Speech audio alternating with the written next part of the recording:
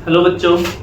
तो आइए हम आज रिडॉक्स का सेकेंड लेक्चर लेकर आए हैं। ठीक है, हमारा पहला लेक्चर में हम लोगों ने कुछ रूल देखा था और कुछ कंपाउंड का ऑक्सीडेशन रूल निकालने के लिए देखा था, है ना। जैसे HNO3 का निकाले थे और H2SO4 का। ठीक है, उसी तरह से और भी कंपाउंड आप लोगों को दिए थे निकालने के लिए। ठीक है, तो इन सभी का आंसर क्या होगा, इसका ऑक्सीडेशन नंबर कैसे निकालेंगे वो देखते हैं। ठीक है, तो पहला हमारा है कैरोज एसिड। ठीक है, और ये कैरोज एसिड बहुत ही ज्यादा इंपॉर्टेंट है। कैरोज एसिड हो गया, मार्शल एसिड हो गया, ये बटरफ्लाई स्ट्रक्चर CrO5 का। ठीक है, ये सारे इंपॉर्टेंट स्ट्रक्चर है। इन सभी का ऑक्सीडेशन नंबर को देखेंगे कैसे हम लोग निकालेंगे। ठीक है, तो वीडियो में बने रहें और एक भी पॉइंट स्किप ना करें। कॉन्सेप्ट है, समझना है चीजों को अच्छे से। चलिए तो देखिए, यहाँ पे सिंगल बॉन्ड है। हमें पता है कि सिंगल बॉन्ड अगर सिंगल कोवैलेंट बॉन्ड होता है तो 1 यूनिट चार्ज डेवलप करता है, डबल कोवैलेंट बॉन्ड होता है तो 2 यूनिट चार्ज डेवलप करता है, और ट्रिपल कोवैलेंट बॉन्ड होता है तो 3 यूनिट चार्ज डेवलप करता है। ठीक है, और कोऑर्डिनेट बॉन्ड के लिए हमने बताया था कि coordinate bond 2 unit charge develop करता है कब, जब उसमें डोनर एटम की इलेक्ट्रोनेगेटिविटी कम हो। अगर यही डोनर की इलेक्ट्रोनेगेटिविटी ज्यादा हो जाएगा तो कोऑर्डिनेट बॉन्ड कोई चार्ज डेवलप नहीं कर पाता है। ठीक है, तो ये सारी चीजें हम लोग पिछले लेक्चर में देखे थे। ठीक है, उसी का एप्लीकेशन इसमें हम लोग देखेंगे।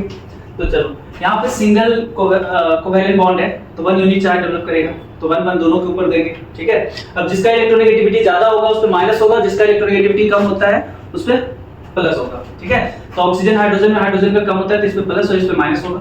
यहाँ देखो, सेम बॉन्ड में कोई चार्ज नहीं होता है। मैंने पिछले लेक्चर में बताया है कि जब सेम बॉन्ड होता है, सेम एटम के बीच में बॉन्ड हो तो कोई चार्ज डेवलप नहीं होता है। तो यहाँ पे इस बॉन्ड से कोई चार्ज डेवलप नहीं हुआ, इस बॉन्ड से इस पे +1, इस पे -1। अब इस वाले बॉन्ड से देखेंगे तो इस पे -1 और इस पे क्या होगा, +1 होगा। यहाँ डबल बॉन्ड है तो यहाँ -2 हो जाएगा और इस पे क्या हो जाएगा, +2, क्योंकि डबल कोवैलेंट बॉन्ड है 2 यूनिट चार्ज डेवलप करेगा। तो इस पे भी -2 होगा और इस पे +2 हो जाएगा। यहाँ से देखोगे तो इस पे -1 तो इस पे क्या, +1, यहाँ पे -1 तो इस पे क्या, +1। ठीक है, तो अब यहाँ देखो ऑक्सीडेशन नंबर अगर हम लोग बात करें ऑक्सीडेशन नंबर ऑफ सल्फर, तो सल्फर का ऑक्सीडेशन नंबर क्या आ रहा है, ऑक्सीडेशन नंबर ऑफ सल्फर। तो देख लो यहाँ पे +2 और 1 + 1 2, यानी कि टोटल आ रहा है आपका +6। पर एटम का ऑक्सीडेशन स्टेट हम लोग निकालते हैं तो एक एटम पे जितना भी प्लस माइनस चार्ज है उसको आप ऐड और सब्ट्रैक्ट कर सकते हो। जबकि अलग अलग अगर एटम होगा, ठीक है, तो उसका चार्ज को हम लोग ऐड करके नहीं लिखेंगे। जैसे अगर मान लो यहाँ पे ऑक्सीडेशन नंबर ऑफ ऑक्सीजन की अगर बात करें तो ऑक्सीजन का ऑक्सीडेशन नंबर क्या लिखोगे, यहाँ पे देखो, यहाँ पे -1 है, यहाँ भी -1 है, इस पे -2 है, इस पे -2 है और यहाँ भी -2 है। तो ऐसा नहीं है कि सभी के चार्ज को ऐड करके यहाँ पे लिख दो। ठीक है, जितने भी एटम है सभी का ऑक्सीडेशन स्टेट अगर अलग अलग आ रहा है तो उसमें जितने तरह का ऑक्सीडेशन स्टेट आ रहा है सभी को लिखना होगा। लेकिन अगर सेम ऑक्सीडेशन स्टेट सारे एटम पे है तो किसी एक एटम का लिख दो, क्योंकि हम लोग ऑक्सीडेशन नंबर जो लिखते हैं वो पर एटम का लिखते हैं, ये ध्यान रखें। तो ऑक्सीडेशन नंबर ऑफ ऑक्सीजन यहाँ से -2 भी होगा और -1 होगा, क्योंकि कुछ ऑक्सीजन पे -1 है और कुछ ऑक्सीजन पे आपका -2 है, तो दोनों ऑक्सीडेशन स्टेट इसका होगा।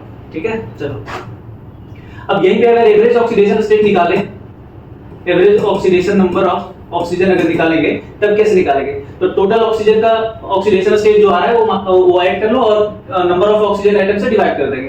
तो देखो -2 और -2 -6 और यहाँ से -2 तो -8, तो -8 अपॉन टोटल ऑक्सीजन कितना है हमारे पास 5, तो 8/5 -8/5 ये हो गया हमारा average oxidation state of oxygen.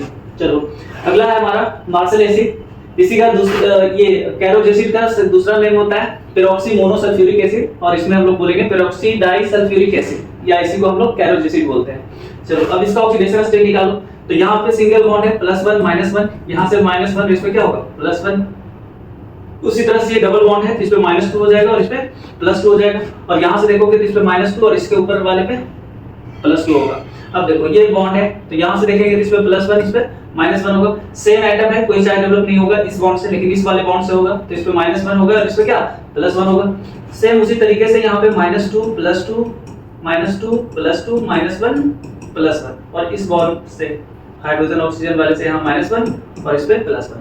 ठीक है, तो अब देखो यहाँ पे इसका ऑक्सीडेशन नंबर की बात करें तो ऑक्सीडेशन नंबर ऑफ सल्फर कितना आ रहा है, सल्फर का ऑक्सीडेशन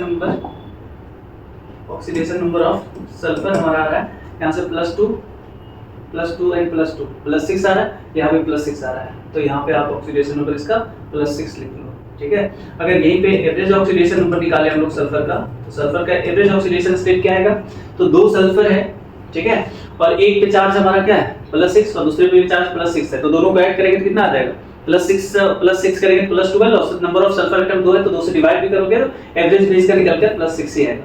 ठीक है, चलो उसी तरह से ऑक्सीजन का ऑक्सीडेशन स्टेट निकाल सकते हो एवरेज भी और पर एटम का भी। चलो अब इसका देखते हैं CrO5 का। ये बटरफ्लाई स्ट्रक्चर होता है इसका। अब इसमें देखोगे तो यहाँ पे इस पे -1 इस पे +1, हम लोग पहले इस वाले बॉन्ड को देख रहे हैं तो यहाँ पे सिंगल कोवैलेंट बॉन्ड है +1 इस पे -1, उसी तरीके से यहाँ पे सिंगल कोवैलेंट बॉन्ड है यहाँ पे -1 और इस पे +1। अब इस वाले बॉन्ड से कोई चार्ज डेवलप नहीं होगा क्योंकि सेम एटम के बीच में बॉन्ड है। यहाँ पे सेम उसी तरीके से यहाँ पे -1 इस पे +1 इस पे -1 और इस पे +1, और ये डबल बॉन्ड हो है तो इस पे -2 और इस पे +2, क्योंकि double covalent bond 2 unit charge develop करता है तो इस पे नीचे में हो जाएगा आपका +2। ठीक है, तो यहाँ +2 लिख लो। अब ये सारे ऑक्सीजन क्रोमियम वाले ऑक्सीडेशन स्टेट को ऐड कर दो तो ऑक्सीडेशन नंबर ऑफ Cr होगा आपका +6 आता है। ठीक है, तो इसका ऑक्सीडेशन नंबर +6 हो गया। अगर ऑक्सीजन का निकाले तो ऑक्सीडेशन नंबर ऑफ ऑक्सीजन आपका क्या आएगा, कुछ ऑक्सीजन का -1 है और कुछ एक ऑक्सीजन का -2 है तो -1, -2 दोनों हो जाएगा। ठीक है, तो इसे ध्यान रखना है। आगे हम लोग मॉलिक्यूलर फार्मूला से भी निकालेंगे ऑक्सीडेशन स्टेट, वो भी मैं सिखाऊंगा। ठीक है, और उसमें देखेंगे कि इन सभी का ऑक्सीडेशन स्टेट अगर मॉलिक्यूलर फार्मूला से निकालते हो तो गलत आता है। ठीक है, और उसमें मैं ये भी बताऊंगा कि अगर गलत आ रहा है तो उसको हम लोग कैसे आइडेंटिफाई करेंगे कि इसका ऑक्सीडेशन स्टेट सही ऑक्सीडेशन स्टेट क्या होगा और कैसे निकालेंगे। ठीक है, तो ये सारी चीजें मैं आपको मॉलिक्यूलर से जब ऑक्सीडेशन स्टेट निकालने की बात करेंगे मॉलिक्यूलर फार्मूला से तो वहां पे मैं सारी चीजें एक्सप्लेन करूंगा अच्छे से। ठीक है, लेकिन इस तरीके से अगर ऑक्सीडेशन स्टेट निकालोगे तो ये गलत होने का चांस बिल्कुल भी नहीं होता है। ठीक है, तो चलो आगे देखते हैं। अब यहाँ पे है फिर डबल बॉन्ड O है तो -2 होगा इस पे +2 होगा। अब देखो यहाँ पे बॉन्ड जो बना है वो Br और O के बीच में है तो इन दोनों में जिसका इलेक्ट्रोनेगेटिविटी ज्यादा होगा उस पे माइनस होगा, जिसका कम होगा उस पे प्लस होगा। और हमें पता है कि ऑक्सीजन का इलेक्ट्रोनेगेटिविटी ज्यादा होता है क्योंकि पूरे पीरियोडिक टेबल में ऑक्सीजन से एक ही एलिमेंट है जिसका ऑक्सीडेशन स्टेट ज्यादा होता है और वो क्या है, फ्लोरीन है। फ्लोरीन के बाद तो ऑक्सीजन का ही नंबर आता है। ठीक है, इलेक्ट्रोनेगेटिविटी में, तो इससे Br का क्या होगा, कमी होगा क्योंकि दोनों नॉन मेटल है। मैंने बोला था मेटल और नॉन मेटल का ज्यादा होता है, लेकिन यहाँ पे तो दोनों नॉन मेटल है तो इसका वैल्यू तुम्हें याद रखना है। और ये कैसे याद रखोगे, तो आपको पता है कि पूरे पीरियोडिक टेबल में सबसे ज्यादा इलेक्ट्रोनेगेटिव एलिमेंट फ्लोरीन होता है, उसके बाद ही ऑक्सीजन है। ठीक है, उसके बाद ऑक्सीजन है और उसके पीछे फिर सारे एलिमेंट होता है। ठीक है, वो ऑर्डर लिखा है, ऑक्सीजन है, फ्लोरीन है, फिर नाइट्रोजन क्लोरीन आता है, फिर आता है Br। ठीक है, वो पीछे वाला लेक्चर में लिखा हुआ है। चलो, तो यहाँ पे -2 इस पे +2 हो जाएगा, उसी तरीके से यहाँ पे -2 इस पे +2, यहाँ पे -2 और इस पे +2 होगा। ठीक है, इस वाले बॉन्ड से कोई चार्ज डेवलप नहीं होगा क्योंकि सेम एटम है। तो यहाँ से देखोगे तो इस पे -2 और इस पे क्या +2, यहाँ पे -2 और इस पे +2। सेम इसी तरीके से यहाँ भी -2 +2 -2 +2 एंड +2। ठीक है, तो चलो अब ऑक्सीडेशन नंबर निकाल लो Br का। तो Br का ऑक्सीडेशन नंबर निकालोगे तो क्या आ रहा है, यहाँ पे +6 है, यहाँ टोटल +6 है और यहाँ टोटल +4 है। तो यहाँ आप लिख सकते हो +6, +4 क्योंकि दो तरह का ऑक्सीडेशन स्टेट है। अब यहाँ पे ऑक्सीडेशन नंबर ऑफ ऑक्सीजन की बात करें तो ऑक्सीजन का तो -2 ही है। ठीक है, चलो ये ब्लीचिंग पाउडर है, इसका ऑक्सीडेशन स्टेट निकालना है। तो ये कैल्शियम और क्लोरीन के बीच में बॉन्ड है।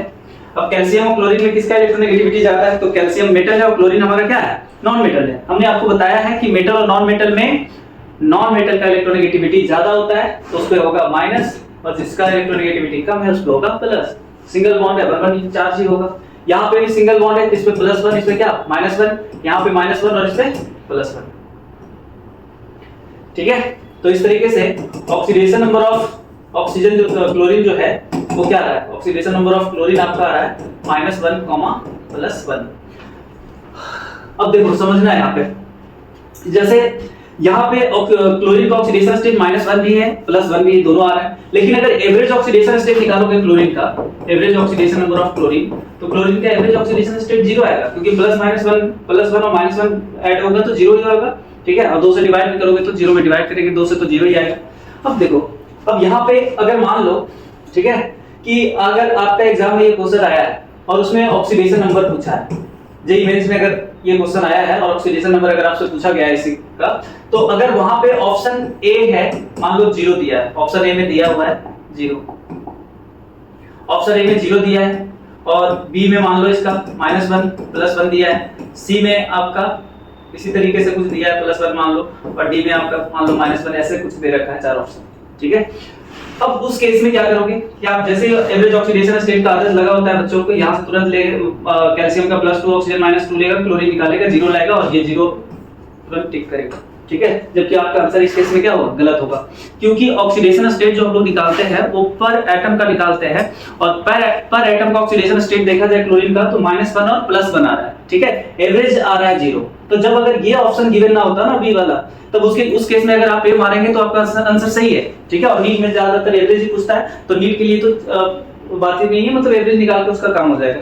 लेकिन अगर ये ऑक्सीडेशन स्टेट दिया हुआ है ऑप्शन में और आप ये मारोगे तो आपका आंसर गलत आएगा, ठीक है। और एवरेज तभी बताना है हमें जब एवरेज पूछा जाए या पर एटम का ऑक्सीडेशन स्टेट का ऑप्शन गिवन ना हो, अदरवाइज हम लोग हमेशा पर एटम का ही ऑक्सीडेशन स्टेट बताएंगे, ठीक है, ये ध्यान रहे।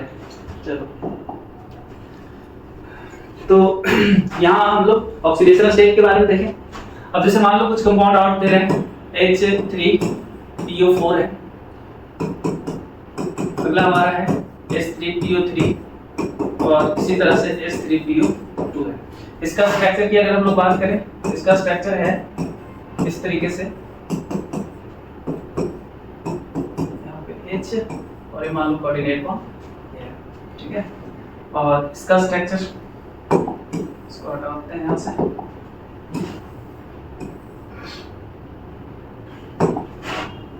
इसका structure HOP coordinate bond H और H, ठीक है।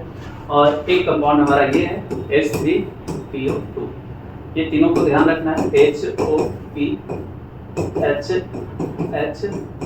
और H। कोऑर्डिनेट बॉन्ड की जगह पे आप डबल बॉन्ड भी लिख सकते हो, कोई दिक्कत नहीं है, ठीक है। तो इसका ऑक्सीडेशन स्टेट निकालना है, ठीक है। तो इसका ऑक्सीडेशन स्टेट कैसे निकालेंगे, उससे वही तरीका है जो मैंने आपको बताया है, ठीक है। इसका ऑक्सीडेशन नंबर कैसे निकालना है, तो चलो, तो अब इसका ऑक्सीडेशन नंबर निकालते हैं। तो बताओ यहाँ पे हाइड्रोजन का क्या होगा,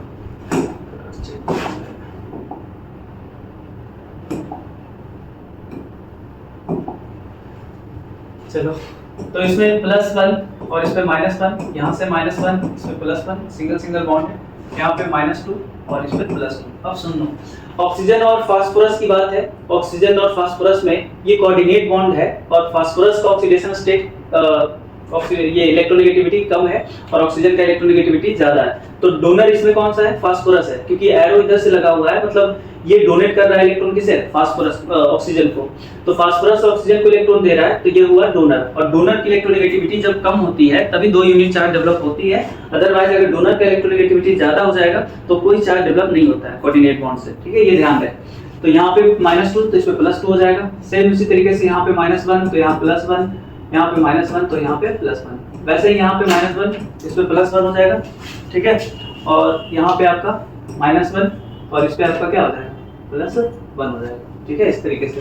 तो अब देख लो ऑक्सीडेशन नंबर, तो यहाँ से अगर लिखे ऑक्सीडेशन नंबर ऑफ फास्फोरस, तो फास्फोरस का ऑक्सीडेशन स्टेट क्या आ रहा है, तो काउंट करो, ये +5 आ रहा है, ठीक है। और अगर ऑक्सीडेशन नंबर ऑफ ऑक्सीजन की बात करें, ऑक्सीजन को निकालने की जरूरत नहीं, वो अभी तो सब जगह पे -1 -2 ही है, ठीक है। चलो यहाँ पे देखते हैं। तो इसी तरीके से यहाँ पे अगर हम लोग देखें, इसमें +1 -1, इसमें -1 तो इसमें क्या +1, यहाँ -2 +2 -1 +1 -1 +1। और इस वाले बॉन्ड को देखो, तो ये बॉन्ड है हमारा फास्फोरस और हाइड्रोजन के बीच में, ठीक है। तो फास्फोरस और हाइड्रोजन में किसका इलेक्ट्रोनेगेटिविटी ज्यादा है, तो फास्फोरस और हाइड्रोजन में लगभग दोनों का एक ही सेम ही होता है। लेकिन मैंने आपको बताया था क्या कि जब इलेक्ट्रोनेगेटिविटी नॉन मेटल में और हाइड्रोजन में कंपेयर करना हो तो उस केस में नॉन मेटल की इलेक्ट्रोनेगेटिविटी ज्यादा होती है, ठीक है। तो ये ध्यान रहे कि यहाँ पे नॉन मेटल है फास्फोरस और हाइड्रोजन से कंपेयर हो रही है, तो इसका इलेक्ट्रोनेगेटिविटी ज्यादा होगा, तो इस पे माइनस होगा और इस पे क्या होगा, प्लस होगा, ऐसे।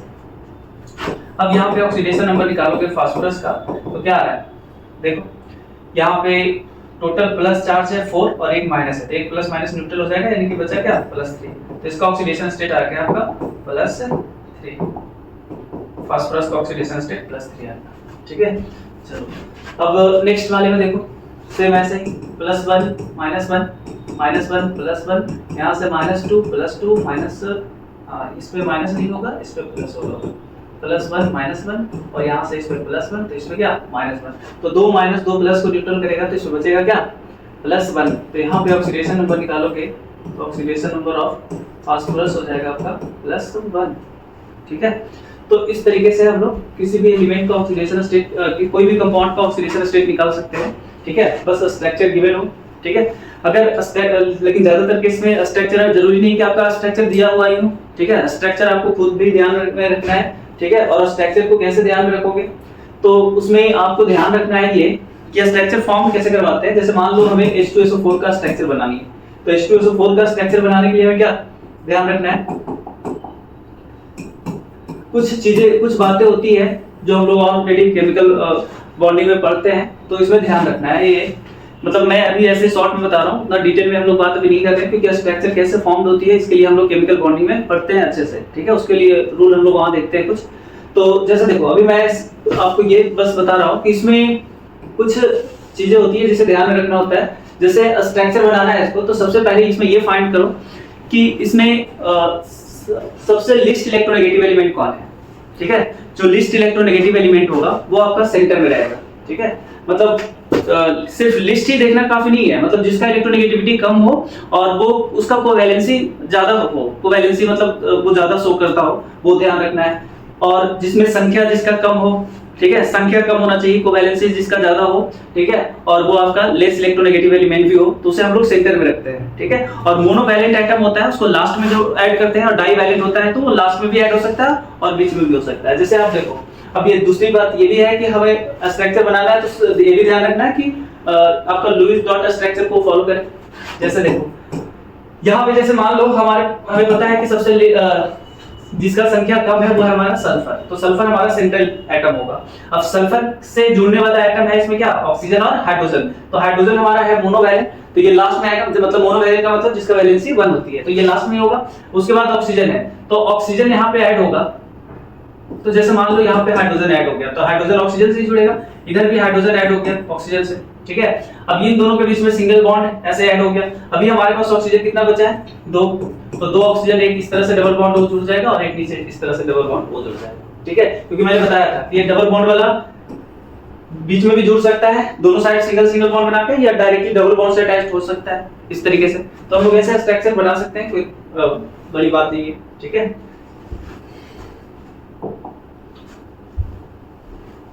चलो, तो इस तरीके से हम लोग स्ट्रक्चर आसानी से बना सकते हैं। चलो, तो अगले क्लास में हम लोग आगे फिर से मॉलिक्यूलर फार्मूला से हम लोग कैसे निकालेंगे ऑक्सीडेशन नंबर, इसकी बात करेंगे, ठीक है। अभी स्ट्रक्चर से कैसे ऑक्सीडेशन नंबर निकालना है वो चीजें मैंने आपको सिखाया है, ठीक है। अगले क्लास में हम लोग देखेंगे कि मॉलिक्यूलर फार्मूला से कैसे ऑक्सीडेशन नंबर निकाला जाता है, और उसमें वो भी चीजें मैं बताऊंगा कि अगर मॉलिक्यूलर फार्मूला से बहुत तो जगह पे ऐसा आएगा कि ऑक्सीडेशन स्टेट आप जो निकाल कर ला रहे हो वो गलत आ रहा है, ठीक है। तो उसे हम लोग कैसे सही करेंगे, कैसे आइडेंटिफाई करेंगे कि हमने जो ऑक्सीडेशन स्टेट निकाला है वो सही है या गलत है, ठीक है। तो ये सारी चीजें हम लोग अगले क्लास में कवर करेंगे, ठीक है। Thank you, all the best.